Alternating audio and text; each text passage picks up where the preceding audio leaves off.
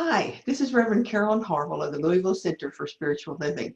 I welcome you this afternoon for this little update of what's going on at LCSL and a little story.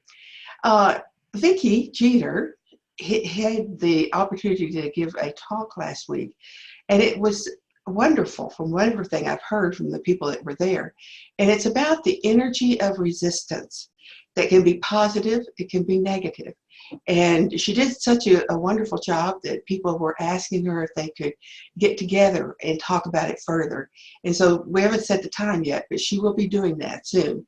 So that if you see the video and you're really curious about that, we'll let you know when it is that she's going to have the opportunity for people to come and talk about it in more detail.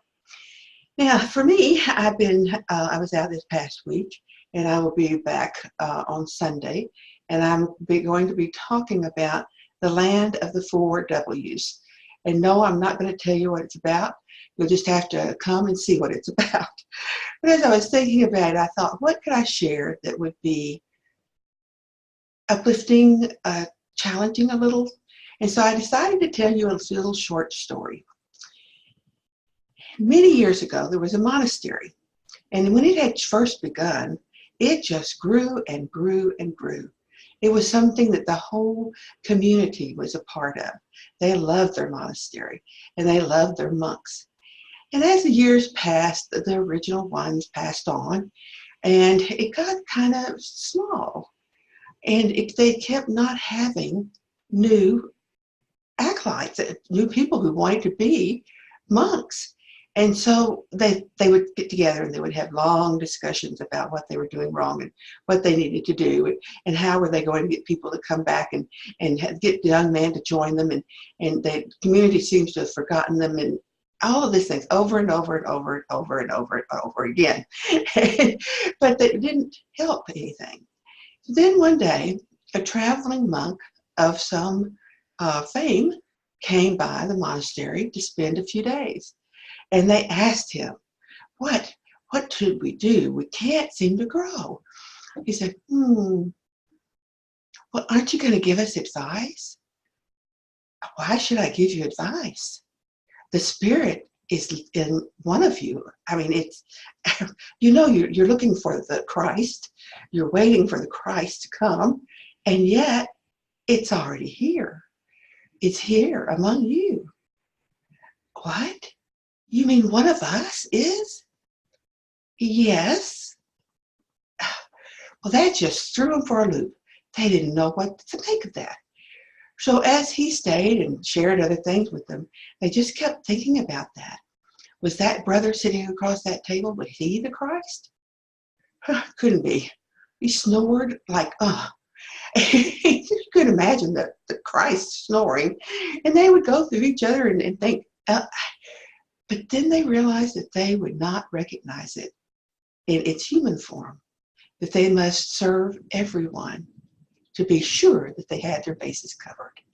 And so they began to treat each other differently. They began to treat each other with more kindness and more joy and more love. And as they did, then young men would come to the monastery just to visit, because mom and dad told them they ought to be a monk, and, they were checking it out. And the atmosphere was so loving and so kind that they stayed. They kept staying. And they began to grow really well. And the community that hadn't been out there for a long time started to drop by just for a few minutes to talk to the monks or to sit in the garden or just to be where they felt so loved and so accepted. And so that is how we are. We don't see the Spirit that is right around us all the time. And we certainly have a hard time seeing it in ourselves. And yet it's there. It's in each and every one of us.